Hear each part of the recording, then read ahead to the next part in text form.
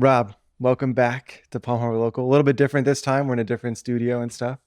I love it. I'm so excited to be back here. We both have changed venues, and Yeah, it's good to see the growth. I know we talked a lot about that the first time. I'm sure we'll touch on that this time. But yeah, I love you're right in the heart of Palm Harbor now, and so am I. yeah, We both were in Clearwater last time, right around the corner from that's each other. funny. And here we are meeting up in Palm Harbor, just a bunch of Palm Harbor locals. Yeah, coming back to the roots. Yeah, heck So yeah. so tell me about the story of like this building that we're in right now, right? Because your sister, I leased from her, right, to for this room, but like you had a cool story about like this space. Yes. So it was called Realty Mart, and one of my dad's best friends, they owned a realtor brokerage, and they were in this building. This was like 2004. Okay. They were here for a while, and when we first got our real estate license, my sister and I in 2004, this was our little real estate office that we used to come to. So it's funny to see how things come full circle, Yeah. and now we're doing a podcast here 20 years later. So it's just another treasure of being in Palm Harbor and see how the dynamic works. Because when you and I first met, when we did this podcast 2.5 years ago, um, we were, getting to know each other and stuff like that, but Yeah. we've become friends. And Yeah. like you said, you leased from my sister, and now we're all like one big happy family. So Yeah. it's great. Yeah. It's awesome. It is It's kind of awesome. cool. So you mentioned 2.5 years ago was the last time we did the first podcast. We were both in Clearwater. Now you have a place on Tampa Road in Palm Harbor. What has changed in the last 2.5 years? Oh, wow. It's funny because my sister came over yesterday, Okay. and I was telling her about the podcast, and she goes, "What are you guys going to talk about?" I'm like, well, so much has changed. Yeah. Like I could do a podcast every 6 months, because things change. And if Yeah. they're not changing, you're doing something wrong. Yeah. Like Yeah. if you're just sitting still in the same place that you were 2.5 years ago, you need to get on it. But when we talked the first time on the podcast, I used to have a shop at home operation. So I had basically a warehouse and a small office like this, right by Kohl's in Countryside. And I remember on the podcast specifically, Right. I said, if I opened a Main Street location on Tampa Road, I'd have to hire 10 more people. Yeah. And we've hired 2 more people. So that's good. Close, But yeah. we've been able to, the volumes increased. We're doing well. We're up for the year when a lot of people in the industry are struggling. But I kind of saw where that was going because we were kind of COVID babies. Like I opened my company in 2019. So by the time we got going, 2020 rolled around, and who knew that a shutdown would be so good for the construction industry, especially a shop at home based business, because you were able to go into people's homes. People weren't really leaving the house. They didn't want to leave. And all of a sudden they had all this money, all of a sudden they were getting $10,000 deposits from the government, and they had all this extra cash. But you kind of saw like 2022 is when we opened this location. So I think we did the podcast in like February. Yeah. And we opened here on Tampa Road and County Road 1. That was in like late July of 22. But it's funny because I kind of had my eye on this location. It's the old, what most people know, the locals of Palm Harbor as Video View back in the day. Oh, It was wow. a video rental place. Okay. But it was a gym before that. But we're right next to Winn-Dixie on Tampa Road and County Road 1. So we're right in the heart of Palm Harbor. But you kind of saw that, okay, well, one day the pot of gold is going to, it's going to change. Things are going to be different. It's not just going to be like COVID where it was just like a gold rush, where Yeah. everybody needed flooring or roofing or plumbing. Every contractor was super busy. And, it's funny. You always heard that, I can't get anybody to call me back. I guarantee you don't hear that today. Yeah. So the climate has changed, but I kind of saw, okay, well, if I want to keep growing, I cannot stay in the same spot. And my landlord basically told me that too. So we kind of got pushed out, but we also wanted to open that kind of location anyway. But my landlord came to me 3 months in. He's like, dude, this place is like Home Depot. You got trucks in and out of here all day long, like tractor trailers. I'm like, yeah, we're getting busy. He's like, well, I didn't think that was going to happen. He's like, I'll let you out of your lease. You can go. He didn't say wow. it so nicely like that the Yeah. first time, but we kind of negotiated that, Yeah. Interesting. Yeah. So it's been great. It's been a great move, and it has helped us grow because now that we have the showroom, we do have that exposure. Yeah. And we're right on Tampa Road. So we park our van out there, our work van that Yeah. we only use during work hours, but it acts as a sign. So, and then that's a busy Winn-Dixie. I mean, for a Winn-Dixie, it's a nicer one. I wish it was a Publix, Yeah. but it's a Winn-Dixie. We'll take it, so. So how do you let's talk about like the transition from like the COVID times, like you said, like you're busy and stuff and things are going great. And then you have the mindset, the awareness to be like, okay, this is not always going to be that case, instead of getting caught up in the moment and just feeling so great about yourself and your business because things are going well. How do you make that transition, or just have that awareness for that? I've always tried to look ahead without looking too far ahead, Yeah. so kind of like with the business, when I know we touched on this the first time around, like I said, I didn't have a plan because I didn't necessarily have a plan of a business model. Like I'm going to get this Yeah. location, I'm going to hire this amount of people, like down to the science to but what I did have was, okay, I need to sell some real estate, move along, open up my own company. So the bigger picture's always been there. I always work on the details when I get there.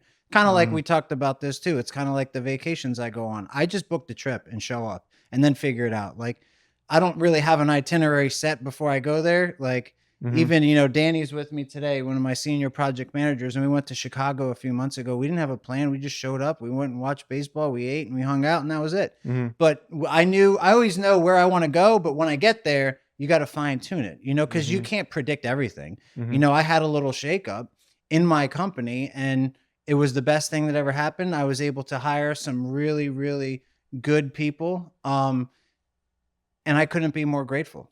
So at the time it was tough. You kind of go through these trials and tribulations, but there's always a greater side of that you can't see at the time. So I always put my faith in God. Let's open a store, and all the other details iron themselves out. I got one of my best friends that I grew up with. His name's Lenny Arestia, and he's been in the flooring world with me forever. I got him a Mhm. job at the retailer we used to work at, and he worked at my family's store with me at the late 90s, early 2000s. And Crazy. he's our general manager now, so we have great staff, really good people who we all buy into the same mindset because that's what it's all about. Yeah.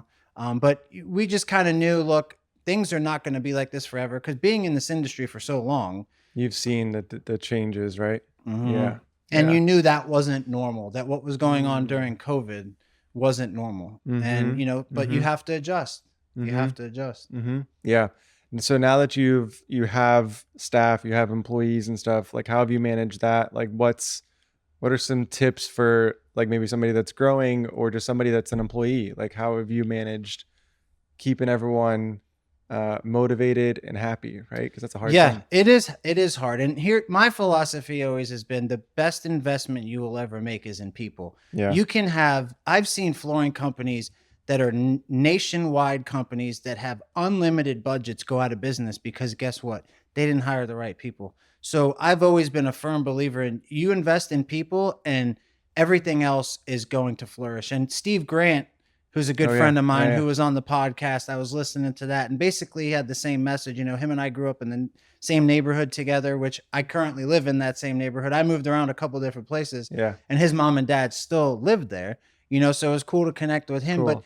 the the bottom line is it's investing in people. And I had been in companies before where they didn't pay people good wages, they didn't give them adequate time off, they treated them like they were the enemy. And I'm like, hold on a second. These people, if you want to get good results out of people, especially nowadays, you can't have the old school mentality of, I'm going to pay people, the least amount that I could pay them, but I'm going to live like a king. Like Yeah. Right. that's not how it works. It's kind of like in sports and coaching. Like the old days, all you had to do is, old school coaches just screamed at people all day. Well, you can't do that anymore. You No. have to finesse things and you have to offer benefits and you have to give people better salaries. So my thing is if I want to make money, I have to have people around me that are happy Mm-hmm. that can help me make money as well. Because if I'm the owner, I'm only as good as my worst helper. Right. So Right. everybody from the helper to the project managers to me and in between, they have to be happy. And Yeah. at the end of the day, how do you make people happy? You got to pay them. Mm-hmm. You got to pay them a living wage, and especially when things have gone up so much. So Yeah. everybody got a raise, but when you pay people correctly, they're happy and then they do more. That's Mhm. just my philosophy because I've seen companies where they don't pay people good wages. Yeah. They're miserable and it shows in their production. Yeah. Yeah. That's true. So flooring, like what's changed? I feel like the flooring industry has changed a lot in the last like 5-10 years. Yeah, Like they're yeah. always like new products, whatever. What's changed or what's new? What's on the horizons in there? So one thing that we've seen, and I remember talking about this last time too, is vinyl planks always. Yeah. I just got the stats from last year, and believe it or not, nationwide carpet is still king, no matter, but Really? not necessarily in Florida, but for the whole nation, it's 44% of the sales. And Wow. vinyl plank is like 25%, so Wow. we've seen hardwood come way down, and we've seen laminate grow, and I'm a big laminate guy. I have laminate in my house. Danny has it in his house. Everybody that works for me has it in their home. So we've seen some failures with vinyl because a lot of it's made in China. So most of the laminate, the good laminate, is made in the United States. So people are starting to go back to that because laminate was kind of like a dirty word, because they used to make it so thin and it was garbage. And Yeah. when they said vinyl flooring, waterproof, and this and that, if you look at laminate, it has the same exact warranty. So we've seen a lot of growth there Okay. with that. But what has really changed is the clientele. So when COVID was going on, we saw a lot of young families and people buying homes and selling homes. And hey, I got to fix this house up so I can get the maximum amount of money. We're not seeing that anymore. We rarely see younger families anymore. What we're seeing is people that are, a generation older than us or our generation. I'm 41, that are living in the homes that, hey, we can't move because most people aren't moving. I'm sure you Yeah. know that. Nobody Yeah. knows this better than you, Yeah. and with the interest rates, but people have money to spend. So they're able to spend it on their home. So we used to see people climbing the ladder and improving properties, but either buying or selling it. But now it's mainly just remodeling. Mm-hmm. We don't really get into the builders and the new construction and stuff like that a little bit, but we're mainly residential remodels, and our realtor business has definitely gone down quite a bit Yeah. because a lot of the homeowners, they don't want to invest the money in the house and sell it because it's so volatile right now, Mm-hmm. so that's what has changed our flooring world is the customers. Now we're very happy with that Yeah. change because that's kind of right up our alley. Yeah. And I wonder too if it's like you mentioned the younger generation is not doing it as much, like the cost of living, right? The cost of living, the cost of buying a home and all that has gone up, right? So like that generation is probably stretched a little more thin than someone who has been in their job, their position for, 10, 15 years. Yeah, I bought my first house at 23, and I Yeah. had a lot of friends who bought homes in their 20s and stuff. And, Yeah. Danny bought his house when he was, 30 years old. And we're just not seeing that because, the argument where people say, okay, well, interest rates were 12% in the 80s. Well, the homes were 50 grand, and Yeah. now, Right. if I wanted to buy my house that I bought in 2020, my payment would be 3 times the amount. Yeah. 3 times, not twice, but 3 times. So, amongst all the other rising costs. So inflation has hurt a lot of people. Yeah. And demographically, being here in Palm Harbor, we are very blessed.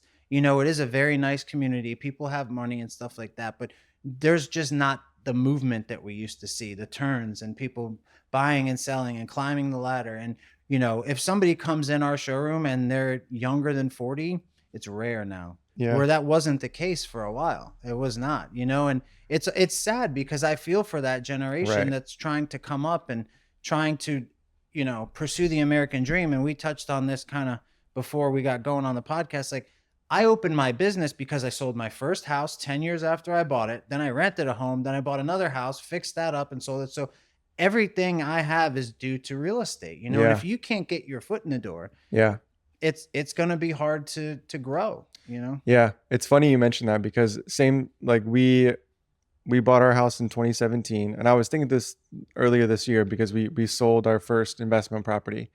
And the only reason that we were able to purchase that investment property was because of the equity that we had built up in the house that we bought to live in, right? So then we used that equity to buy something else to make us more money, and now we've sold our first investment property, right? So like that, like being able to buy your first home is like a ticket to many other steps in helping a family build wealth or whatever. It's so true. Yeah. How else do you accumulate, how do you save 50 grand, or how do you Right. save $100,000? Like, that was made through the years of people buying and selling and climbing and our parents' generations, they might have moved every 10 years. Yeah. Well, a couple of years ago, people were moving every 3 and 4 years. Right. We're right now at this rate. When are we moving again? Yeah. When am I going to get rid of my 2.75 rate that I got in 2020 to go buy a house that I have to pay double for? And even if, you know, you hear all these analysts say, you know, rates will never be that low again. Well, we don't know that. Yeah. You know, so you never know what can happen. But even if they come down to 5 or 6%, the person with 2.75 probably doesn't want to take the hit. They're going to say, you know what, I'll make this work, you know, but the people trying to get in, it's going to be tough. And, you know, you hear everybody say, oh, you better buy now because once those rates drop, then the values are going to go up. Well, that's another thing to look at too. So nobody has a crystal ball, No. you know, but I will say that for most people, the average American, the way to build wealth is through real estate. Through real estate. You got to do it. So you just got to get in, like whatever way you can get in. Yeah. So what about like, so flooring types, so laminates, like the new, like that's the new king, like in your world, what you're seeing? Well, when I went out to Vegas every year, they have the flooring trade show in January. And, you know, the main theme there was all these companies that sell vinyl plank are all coming into the laminate world now because the laminate is a lot thicker. What's the difference between laminate and vinyl? So vinyl, like we have vinyl plank down here right now. So laminate is actually made up of some wood. So it's like recycled wood. Okay. But it comes thicker generally. Now, if you have a laminate board and a vinyl board, the laminate is going to not weigh as much, but it's going to feel more like real wood because it doesn't have a vinyl plastic coating. So, you know, WPC, SPC, it's a stone plastic composite, and it either has a stone core or a wood core, but it has a vinyl top, where laminate has more like a wood top. And we've seen, because everybody, you know, there's so many do-it-yourself people out there. And, you know, in our company, we only sell a certain locking system because we have to install everything that I sell. We don't just sell pallets of it. So we don't sell bargain basement stuff. I have to warranty it. So it's always going to be of good quality. But we see people all the time where they buy cheap vinyl. You know, they got it for $1.99. The locking systems break so easily. Yeah. But if you see somebody with, that was us. Yeah. You could see somebody with cheap laminate and they've had it for 20 years. And they're like, hey, I had this cheap laminate. It lasted me 20 years. Why did this vinyl break? It's because the stuff is paper thin. Yeah. You know, the thinnest laminate is, say, 7 millimeters. Well, a thick vinyl plank is 7 millimeters. Oh, so, wow. Okay. But everybody got sold on the word waterproof. Well, now laminate has the same exact warranty. So we're real big advocates for laminate. We still love vinyl. We sell a lot of it. It has to be of a certain locking system and quality for us to sell it. But we're doing a project right now in Innisbrook, literally today. There's a lot of things behind laminate that weren't behind, or pardon me, there are a lot of things behind vinyl plank that weren't behind laminate. So with vinyl, everybody says, oh, you can go over this floor. With laminate, people weren't putting laminate on top of tile. People weren't putting laminate on top of wood, you know, or like floating floors down where you keep your tile. But because vinyl is so thin, you can get away with that. Like the house we're doing in Innisbrook, they put vinyl plank on top of glue down hardwood, which is a big time no-no. And a lot of people don't know that, but it grows mold underneath the wood. Yeah. You know, so they didn't know any better. This house is like 4,500 square feet, you know, and we've got the crew in there today ripping the wood out and stuff like that. Yeah. But it's everybody, it's kind of a myth that people think you can put vinyl plank on top. We have people all the time tell us you can go over the wood. I'm like, you can't go over hardwood, glue down hardwood vinyl. Oh yeah, well, you know, so and so XYZ Flooring said you could do it. I'm like, God bless them. That's not something we're willing to do. Yeah. You know? Yeah. We have laminate in ours. This was 2017 when we bought this, right? So it wasn't waterproof or whatever, but we have that through the entire house now. We had a flood too. We had a leak in our house. So we had to replace all the laminate, but now we have it throughout the entire house. And I remember we installed it the first time, but that locking system that you were talking about, like we broke so many pieces or had a hard time like getting certain pieces in because it was like a thin cork or something like that to lock it in, and like that just snaps like that. Yeah. And another big problem we've seen with vinyl plank is for years they told us you don't have to put a vapor barrier underneath it. So with laminate, they don't always sell the padding attached, but with vinyl, it's always attached now. It wasn't at the beginning, but so what happened was like a cork back, picture cork on top of a concrete subfloor with no vapor barrier. Well, we know it gets wet, you know, so that water makes the floor blow up. So we see that time and time again. I mean, we go into a couple homes a week, but here's the thing, the manufacturers told us we didn't need to do it. I mean, we did it, but a lot of people, you can't fault them because they didn't put a vapor barrier down because a lot of these manufacturers to this day don't call for a vapor barrier. But flooring's tricky, like with warranties, they're going to find any reason why to wiggle out of that warranty. And Yeah. that's why you come to a company like us, is for protection. Mhm. And what you get with us is the service, the quality, but we're selling a guarantee. We did a house out in Eastlake where, and we see this frequently, a friend of a friend from church installs a floor. They didn't do it properly. They're out 20 grand. They're taking somebody to court. We see a few of those a year at Yeah. least, Yeah. and there's a lot of times we go into homes and, oh my God, who installed this? Well, we had a friend do it 5 years ago, or sometimes 2 years ago. Wow. And they're like, we want to go with a company that's a professional company now. So everybody thinks they can install floors for some reason, like, It seems easy. oh Like, yeah, yeah. just put it together, Yeah. click it together. And now it's easier than ever. I mean, Right. Right. we were one of few companies around here that were actually licensed. And as of July 1st this year, so a little over a month ago, there's no such thing as a flooring license anymore. So Really? there was a tile license and a woodworking license. So laminate, essentially. There was a gray area on vinyl plank. You've never needed one for carpet, but they did away with tile. They did away with wood. And a lot of other, like, Logan Cat painting, like, Mhm. he was a big advocate for keeping the painting license because, hey, we're licensed. But believe it or not, if you paid somebody to put paint on a wall, they needed to have a license. Well, not anymore. So anybody can install a tile floor now, and you don't need a license. I wonder why that is. Like, you think because it's easier to, it's the product's gotten easier to put down? Structural. So they Yeah. kept, their HVAC still needs one, Yeah. electrical, Yeah. Yeah. roofing, plumbing, all that stuff. And because it's quote unquote not structural, because it's not part of the structure, then you don't need a license. And the thing was, and I don't disagree on some levels, but the state of Florida has never had a flooring license. But Pinellas County was one of the strictest counties in the state, where they were very few counties that they required you to have a flooring license. Well, Ron DeSantis and the government basically said, you're holding people back from earning a living. Like, if somebody wants to Mm. become a painter, they have to go get a license for it. So when there's no state license, so they Mm. basically said no more local laws.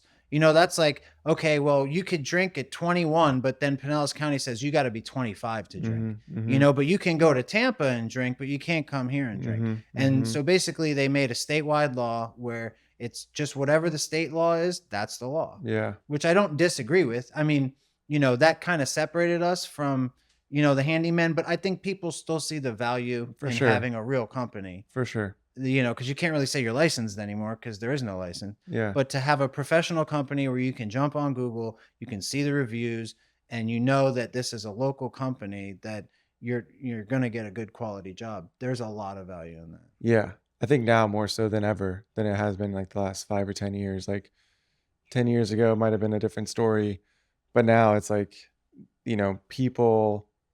people will pay for the value, the service, the guarantee and stuff. And just someone who's going to like help them make the best decision, Yeah. you know? And that's like when we were talking about our customer base as basically the people that are staying in their homes. Those Yeah. are the people that want it done right. Yeah. The first time home buyer was never necessarily our customer, Yeah. because we are a service. So I have to make money on that service. So Mhm. selling that guarantee, I have to make money. I'm not a handyman. I don't install the floors. So I have to pay somebody to do it.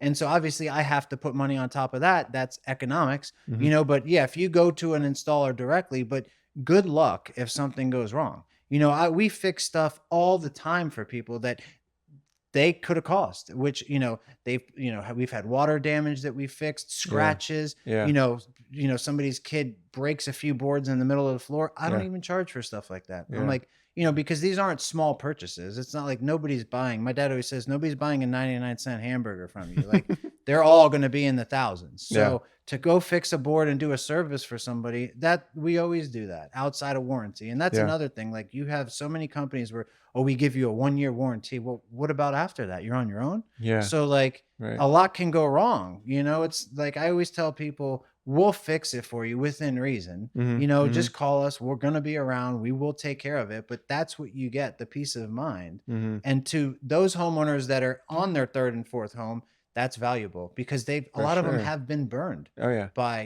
they tried that the first time Yeah. around, hiring a handyman or a friend of a friend, and it wound up costing them double in the end. Yeah. So what about like the whole waterproof flooring now? Is it like, how does that work, and how do they rate that? Is it just waterproof like from the top down? Yes, and Okay. it's normal everyday use. So everybody just puts waterproof, Yeah. but there's a lot of asterisks underneath that. Yeah. So yeah, obviously no floods or anything like that. And if you have moisture come from underneath your floor, that's why we stopped doing hardwood because before they came out with the vinyl plank the way it is and laminate, the hardwood was the big upgrade. So, but water from underneath the slab, you're on your own, and if it's Mm-hmm. a flood, like I actually literally just got through one of those at my house, Yeah. that's an insurance claim. Okay. Yeah. So you're covered there. But, if it comes from underneath, you're on your own. And because but you got to be careful. You have to moisture test the slab. You have to make sure you're taking the proper precautions. But the one thing that vinyl does have over laminate, like if somebody puts it in a bathroom, I wouldn't really put laminate in a bathroom, but you Okay. can put vinyl in a bathroom. So one thing that vinyl really has over laminate, it is definitely more waterproof because if you take a board of vinyl, you take a board of laminate, the vinyl is going to be 100% waterproof when it's all said and done. But a board of laminate can warp. But what the laminate companies figured out is when it's locked together and it's, all locked together, as long as the water doesn't come from underneath the floor, then it's the same exact warranty, So when you look at the fine bullet points, they're all the same. So waterproof within reason, right? So if it's a little bit of water or regular everyday moisture or, even now with pets, accidents, stuff Yeah. like that. It's funny Yeah. because they keep upping the hours. At first it was 24 hours, then it was 48 hours. We have a new one that's 300 hours. 300. We got 300 the hours. longest Yeah, it's time. waterproof for 300 hours. On that 301st hour, you're on your own. Yeah. Take care of it yourself. So what? Like putting laminate in a kitchen then, and you get, you're doing dishes or whatever, you spill Mhm. water on the floor, you wipe it up. Like, will it warp over time? Like the seams warp? No, Not anymore. that's what has changed is that Okay. locking system so strong, it's so durable. Like we have laminate in our kitchen. I Yeah. have a dog, I have two kids, two young kids, I have a pool. Same with Danny. He has it in his kitchen. It gets wet all the time, all Okay. the time. And I will say this, in 10 years of selling this type of laminate, I've never had one claim, never one. Okay. It is like indestructible, Yeah. and I tell people that because I'm so confident in it, Yeah. and I have like the house we're redoing in Innisbrook. I mean, it's a, over $1 million house, could be two, and it's like, wait, laminate? I'm like, trust me, Yeah. laminate, Yeah. and everybody that has, if when you weigh out the options and you look at them, the laminate just feels more like wood. That was the big selling point for me. I lived in a house, we had vinyl plank and it felt kind of plasticky, Yeah. but the laminate feels more like wood. Yeah. But I mean, they're both very good. It's like if you get them apples to apples, it's not a huge difference, right? So what it usually makes the decision is the color, Yeah. the color. Or do you have more color options in either one, or they're all Now similar? it's growing the laminate side because at Okay. first we were, 2 to Limited. 1. We had double the amount of vinyl plank I because see. here's a reason because nobody makes vinyl plank, the click together vinyl plank. It's all manufactured in China. They go over there, they find a factory, and they put their sticker on it. But Mohawk makes laminate. They've always made laminate. Shaw makes laminate. Mannington makes laminate. Quickstep makes laminate here in the United States. So that's another reason why I personally really like So the they laminate. never made vinyl in the US? No. It was all China? They tried making it here and it's failed miserably. Really? Yeah. So the Chinese, they do a much better job making vinyl plank. And now it's moved to Vietnam as well. So because you can avoid the tariffs. So we have seen some price reductions and stuff like that, but it's still a lot of it comes from China, but they are much better at making the click together vinyl. Mm-hmm. But when it comes to whether real wood or laminate, the United States, it can't, there's no comparison. Mm-hmm. I mean, so much better, Mm-hmm. so much better. Yeah. Interesting.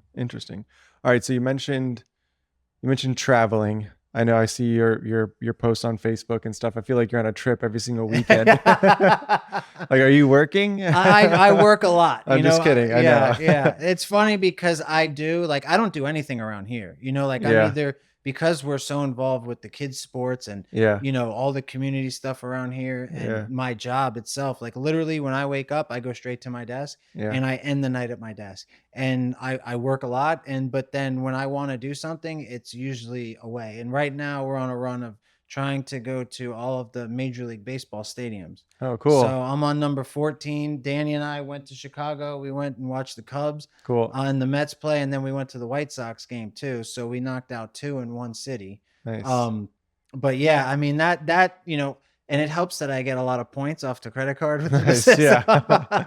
That always helps fund it, Yeah. but Yeah. and there's spiff programs and stuff like that. But I try, we don't have a huge company. So I try to take, Danny, Lenny, Dave, we try to go on one trip a year, just, personal, just me and them, Cool. and then obviously with the kids and stuff like that.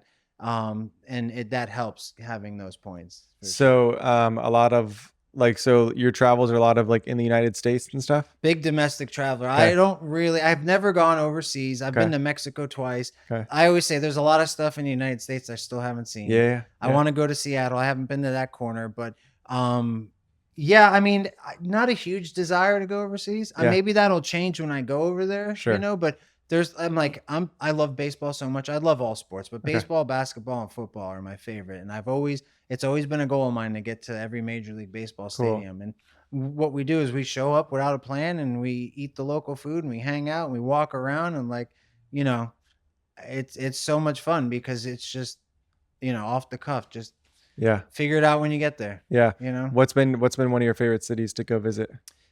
Pittsburgh, Pennsylvania Really? is probably the most underrated city in America. Okay. So I went there with my wife and two kids in early June, and we stayed across the street from the stadium because it's like the city of bridges. So there's all these bridges, Okay. and it's got the #1 rated baseball stadium, the Pittsburgh Pirates, and it's right on the river there. So the landscape is beautiful. The downtown, it's clean. Mm-hmm. It feels like the Midwest. Everybody's friendly. Mm-hmm. Like my picture of like Pittsburgh was not that. Yeah. Like there was like mountains and like greenery everywhere. Cool. And just like it's so walkable. They shut the bridge down so you can walk downtown to the baseball stadium. When we got there, we went to 4 games in a row. We weren't planning on going to 4 games, and then my kids and even my wife were like, "Let's go!" So we went to 4 games, 4 days in a row, and we were Nice. so happy. And they have their own little theme park there called Kennywood. Okay. So and when we told everybody, This is in the no, this is okay. in like Pittsburgh. Okay. So, and I try to go to climates that are a little cooler at the time. Yeah. Like I'm not a big beach vacation guy. I mean, we Okay. live in Palm Harbor. Right. We have the best beaches in the country. Some people would say the best beaches in the world right here. So for me, I don't go to like, bathing suit vacations, Yeah. so to say. I prefer to wear sweatshirts. Okay. So it was still kind of cool out, and we were surprised because so many people we told were going to Pittsburgh. Why are you going to Pittsburgh? And then like we came back, my wife was like, "That was awesome." Yeah. And but those are those kind of underrated areas where you just wouldn't think, and like a couple years ago I went to Kansas City. That was cool. Mm-hmm. That's not a place where most people, Mm-hmm. vacation. We always go to Montana. My wife's family lives out there. Oh, cool. Yeah, and the West Coast. I love California. California is my favorite. Yeah. We went to San Diego in March, and we went to the baseball stadium. There was no game there, but we did the tour, which I almost enjoyed the tour more than the game because Yeah. they took you everywhere. You could see the entire stadium. Yeah, and Yeah. it was so cool. So cool. Yeah, that's awesome. Yeah. I love, I mean, there's so much to learn and gain, I think, from traveling. Like if you're, if you're able to do that, like, even if you're not traveling internationally, but domestically and even in the state of Florida, right? There's so many spots in Florida too that we could travel to. It's so true. And I haven't been to the Panhandle, and I have a good friend that lives Yeah. up there. He's like, "Dude, you got to come up here." And Yeah. it looks beautiful, but I do it too because I didn't go on an airplane until I was 23 years old. So my parents did not travel. We lived here in Palm Harbor. My parents were land rich. They drove Mercedes and they had a big old home, and we never went anywhere. Like, my sister will tell you this too. My vacations were to Disney World, or we would drive our butts down to Fort Lauderdale and see Okay. grandma and grandpa. And like, Yeah. I don't have a huge family, so it's kind of nice that we don't have to go visit aunts, and stuff like that. We just kind of, we do when we go to New York, I see my family and stuff like that. But my vacations were always like, okay, Christmas, we got to go down and see grandma and Yeah. stuff like that. Where Yep. my wife's parents live here for half of the year, and then they go to Montana and visit them. But it's nice to be able just to go somewhere, not know anybody, and just show up. But I didn't go on a plane until I was 23, and I always told myself, if I have the opportunity to travel, I'm going to do it, Mm-hmm. you know, Mm-hmm. because I don't know if my dad had a big fear of flying. So anywhere we went, we drove, Yeah. you know, so we would drive. I went to the mountains like twice in North Carolina, and I was very narrow minded, you know, so I feel like my kids are at an advantage because they're able to see different cultures and different Yeah. places. Yeah. And like, you know, I thought everything was Palm Harbor, Florida, you know, like I remember I was probably like 10 years old when I realized not every area has a beach, you know, Yeah. thought everybody had this, It's you crazy. know? Yeah. Like I grew up the same way, similar, right? Where our vacations were family vacations. We go to Mississippi every single year for like 2 weeks and visit all the aunts, uncles and grandma, grandpas. Um, and we would drive everywhere we go. So we drive to Mississippi. We would drive up to like, we had friends in North Carolina. We would go see every now and then, but like, that was it. Like I didn't take a Yeah. lot of plane rides myself either. Right. But yeah, like once you experience the different cultures and different cities and different ways of life and stuff, it changes you. It It's pretty really cool. does. Yeah. It really opens you up because you realize, wow, I am very small, you know, like Right. Right. in this whole world, in this grand scheme of things, Yeah. like it really humbles you. Yeah. So let's bring it back to Palm Harbor and like downtown specifically. Like I made a post the other day about just how vacant downtown Yes, Palm Harbor is yes. right now. Like you've grown up here. Like what do you think downtown Palm Harbor needs? Like what do you think would do well in downtown Palm Harbor? I'm glad you asked. I knew you were going to ask me that question. Nice. You had a lot of success because that is such a hot topic around here. Yeah. Like we're always going to be behind Dunedin, and we Yeah. touched on Right, that right. the first time. But what can we do? We can create our own identity here. You know, and my Yeah. sister, she had the restaurant in Bogota down the road, and she sold it. You know, but we've seen Peggy O'Neill's come and go, and nothing go in its place. You know, they opened this big building here, and they had Driftwood, and they had Buchanan's Landing, and it's just not the right fit. I'm sorry. Right. And I am Right. not the, you know, I've worked in restaurants. I worked in restaurants for 8 years, and, you know, Peggy O'Neill's worked, you know, and Frenchie's works and Lucky Dill works. And those kind of casual dining places are Yeah. the places that work. Like I said this in high school, like Palm Harbor is so different because there's a lot of money here, but people don't act that way. So fancy restaurants, and there's so many Italian restaurants. There's only so many people that can eat Italian food, you know, Sunday through Sunday. Right. You know, it's Right. not, but if you're looking at a place like casual dining, like Peggy O'Neill's or Thirsty Marlin's, a staple here, or Ozona Blue, where it's good food, it's affordable, but we're not talking upscale. Mm-hmm. This is a flip flop and bathing. This is a fisherman's community. Yeah. Right. So you got to think people I always think, okay, if I'm getting off a boat or if I'm coming off the beach, where am I going to go? You know, and that's kind of the mentality here is everybody's always in, you know, sandals and flip flops. It doesn't matter how much money they have. They can live in Ozona in a $4 million house. And when you see them out, they're in a $50 outfit and they don't care Mm-hmm. because nobody does here. That's just Mhm. not the thing. You know, Dunedin's got their own little culture and it's phenomenal. Mm-hmm. I mean, it's beautiful. I mean, they've got, you know, they got the Blue Jays there. They've got downtown with the breweries, and they've Yeah. really formed their own identity. I think our identity is geared more towards like the fishermen and the boats and stuff like that because we have a Yeah. lot more marinas here. Yeah. So you have to find a sweet spot where you like a Thirsty Marlin, or you have to have like maybe like a sports bar, you know, Mhm. or something there that is going to appeal to the masses.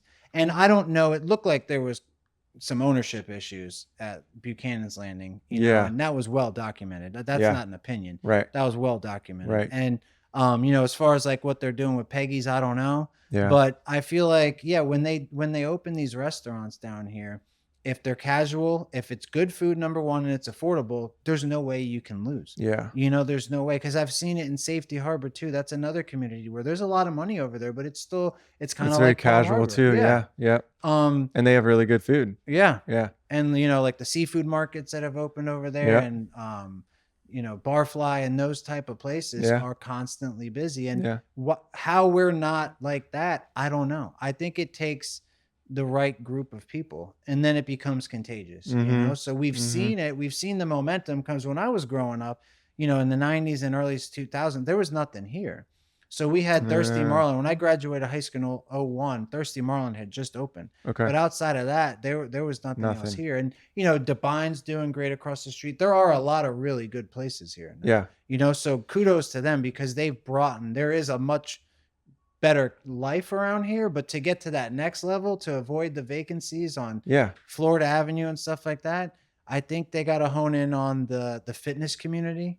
Like you see, you have the Savage Yoga up Yeah. there, like a smoothie shop or like a real healthy place like Ohana. Mm-hmm. They do well, but like right here on Florida Avenue, but like people, there's a huge need for like healthy eating, and Mm-hmm. especially in this town, Mm-hmm. like I think something like that would do really, really well. Yeah. Yeah, I agree. I think it's interesting that you brought up like the culture or the type of people here in Palm Harbor, because it is very different than Dunedin, right? Yeah. And you're right. It's way more laid back. Like everyone's in shorts and a t-shirt, on the weekends and stuff. Like that's just like the way they want to live their lives, right? And it's you're right. It's different than Dunedin, and we gotta cater towards that, because those are the people that want to come down here and want, and two, like the community wants something in Palm Harbor, Yeah, yeah. you know? And it's here. I mean, the Right. people are here. This Yeah. place is packed, and you can see You're right. they're building. Right. Look at all the new construction, like by Innisbrook or on Yeah. US 19. This place is going to turn into a Dunedin in terms of the housing. Like you can see in Dunedin, they're building townhomes every square inch Yeah. they can Right. find. Right. And which is good, because we need, people complain about like, oh, the traffic. And like, those people are coming here to live in our community. They're bringing money to stimulate the community, like Mhm. stimulate the economy. Like I get it. Like if you lived here for a long time and it's become unaffordable, I completely understand that. But the housing growth is what feeds everything. Yeah. That's what feeds, the bike shops and all these other little stores, like Yeah. you need walking traffic. You need people that can, a walkable community, but you need people to drive that. Yeah. Without more housing, how are you going to drive it? Yeah. And it's like you said, like we talked about in the beginning, right? Like investing in real estate, like that helps you build wealth, and you're moving up, and people can have more money to spend on the community, to go out and enjoy their time in downtown Palm Harbor. Yeah, because there's a lot to offer here. Yeah, And I for mean, sure. there are so many nice spots, For and sure. it has come so far, but you see other communities going to that next level, and I think we'll get there. I think Yeah. there's, with the Chamber of Commerce, there's a lot of people. Everybody here wants the same Wants thing. it. You Yeah. know it. Yeah. It's Yep. like, especially you're here in downtown Palm Harbor, you live down the road. I want it. Everybody wants it. Yeah. It's just probably going to take like a group. Kind of like what happened in downtown Tampa. Like downtown Tampa was dying. Yeah. And the Vinnick group, those guys came in, or like you see it happening in St. Pete now with the new Rays areas. Like Right. that's a group of people that come in. Like if you have the right group that has the money to fund this stuff, the money's here.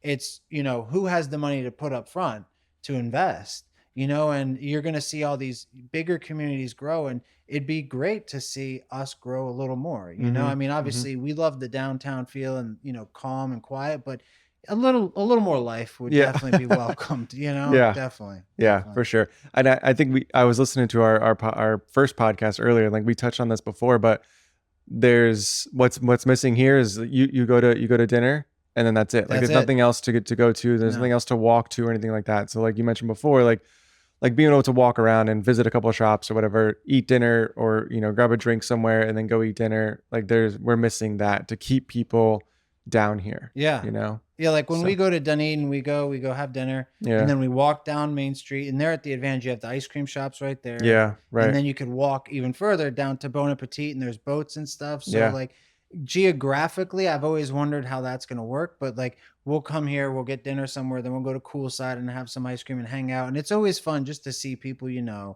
and stuff like that, and Fireside, they do a great job too. For sure. I mean, a lot Yeah. of these places, they've done great, but I don't know how we'll get there, because basically we have the Pinellas Trail, across the street. Right. It takes a little longer to get to the water. Yeah. Where like Safety Harbor, same thing. You make your Yeah, way down it's Main true. Street, and then you make your way to the pier. Like that's always been our route, It's and true. you pick up some ice cream and some cookies and goodies on the way down there. You walk, you look at the manatees, and so our end game isn't as strong as theirs, I think. True. But if you had some places to go, like you Yeah. see, like if there was like an arcade here or something like Yeah. that for like kids and stuff like Right. that, like I think, but that's a risky business. Somebody's going to want to have to take a risk, but you see in like Dunedin, they have like the adult like Mhm, arcade mhm. with the pizza and Mhm. stuff. And, Yep. so it just is going to take the right concepts, because it's definitely an area that has the resources to keep places busy. Yeah. Yeah. But people want it. The Yeah. community wants it. Oh yeah. Yeah. Oh yeah. Yeah. Awesome, man. Thanks for being here again, dude. For people that have stuck around to the end, where can people find your shop and get more info about you? So we are on County Road 1 and Tampa Road, right down the street in the heart of Palm Harbor, next to Winn-Dixie. We're on Facebook. We're growing our Instagram account That's right. right Yeah. now. So, we've always been real big on Facebook, but we know that, the next generation coming up is going to really be into Instagram, which we are as well. So Facebook, Instagram, our website, paradiseflooringsolutions.com. You can go on there. It's real interactive and stuff like that. Or come by and see us, come say hi. So we're right around the corner. Monday through Friday, Saturday by appointment. We meet people after hours during the week, and we're very accessible. And that's one thing I've learned is, my phone's always on. You can call my cell phone. It's on all the websites and everywhere else. So yeah, give us a shout. Come say hi. Yeah, I like it. absolutely. Thanks, Rob. All right, brother. Thank you, Donnie. Always a pleasure. Yep. Yeah.